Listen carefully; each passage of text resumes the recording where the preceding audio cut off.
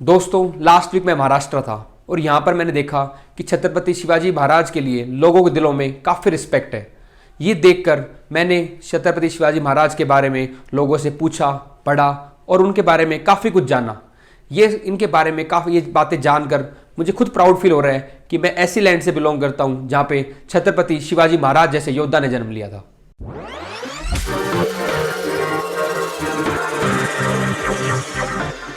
नमस्ते दोस्तों, यूपीएससी अखाड़ा में आपका स्वागत है। दोस्तों, आज की इस वीडियो में मैं आपको शिवाजी महाराज के बारे में कुछ ऐसी बातें बताऊंगा जो आने वाले फ्यूचर लीडर्स और सिविल सर्वेंट्स अपनी लाइफ में इम्बाइब कर सकते हैं।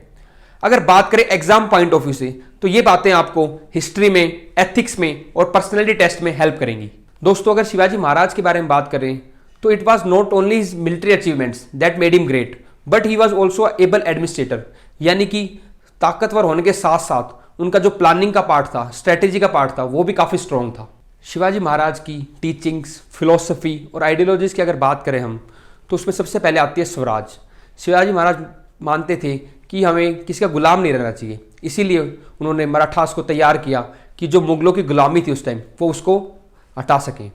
तो शिवाजी महाराज बिलीव करते थे स्वराज और सेल्फ रूल के अंदर। इसके साथ साथ अगर हम बात करें रिलीजियस टॉलरेंस या रिलीजियस एक्सेप्टेंस की, तो काफ़ी रिलीजियस एक्सेप्टेंस देखा गया था शिवाजी महाराज के अंदर, क्योंकि उनकी जो फौज थी उसके काफ़ी जनरल्स, उनके एडवाइज़र और उनके काफ़ी फ्रेंड्स मुस्लिम भी थे। तो ये नहीं कह सकते कि शिवाजी महाराज केवल रिलीजियस टॉलरेंट थे। रिलीजियस टॉलरेंट के साथ साथ रिलीजियस एक्सेप्टेंस भी काफ़ी थी उनके अंदर। अगर बात करें मुगल रूल की तो शिवाजी महाराज इस्लाम के खिलाफ या मुस्लिम के खिलाफ नहीं थे। वो जो मुगल रूल उस टाइम था, जो मिसगवर्न मुगल रूल था, जो कि ऑप्रेस कर रहा था मराठास को और बाकी सिटीजन्स को, यहाँ पे उन्हीं के खिलाफ शिवाजी महाराज ने अपनी लड़ाई की थी।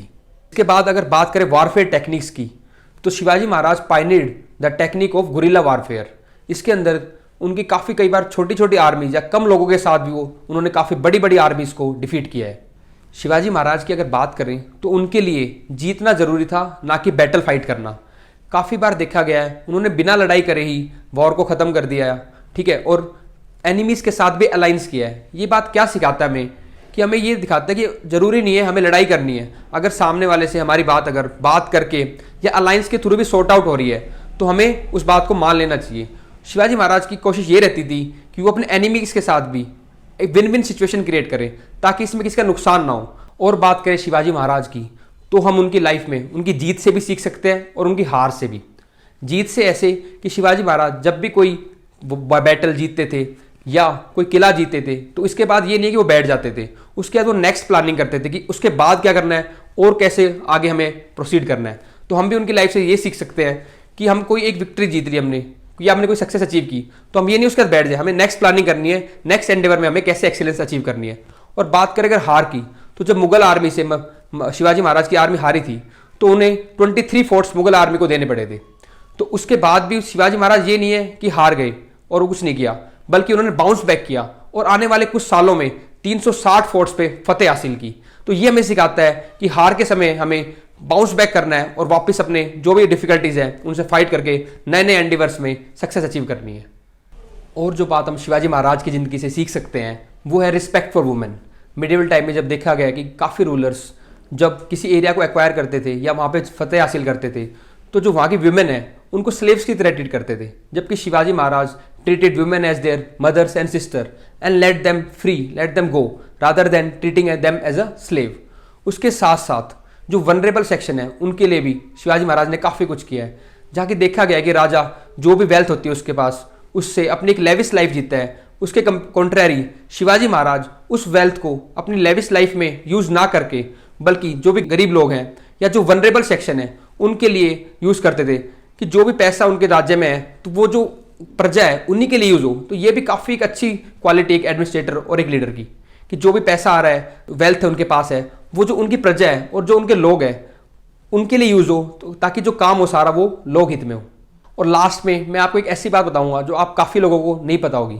शिवाजी महाराज को फादर ऑफ इंडियन नेवी भी कहा जाता है क्योंकि कोंकण कोस्ट पे उन्होंने एक इतनी स्ट्रॉन्ग नेवी बिल्ड कर रखी थी जिससे जो ब्रिटिश रूलर्स थे वो भी काफ़ी घबराते थे।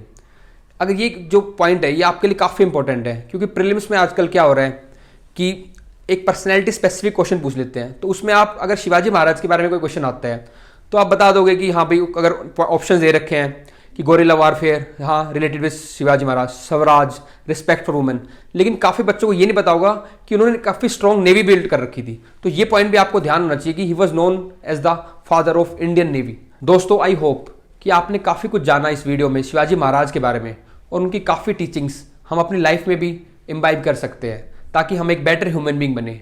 हिंदुस्तान के अंदर काफ़ी ऐसे रूलर्स, लीडर्स, फिलोसोफर हुए हैं जिनके बारे में काफ़ी कुछ लिखा गया है, और वो काफ़ी हमारे लिए हेल्पफुल रहेंगे कि हम एक अच्छे ह्यूमन बींग बन पाएँ। अगर आप चाहते हो मैं किसी और लीडर के बारे में भी ऐसे बताऊं तो मुझे कमेंट बॉक्स में ज़रूर बताएं आप।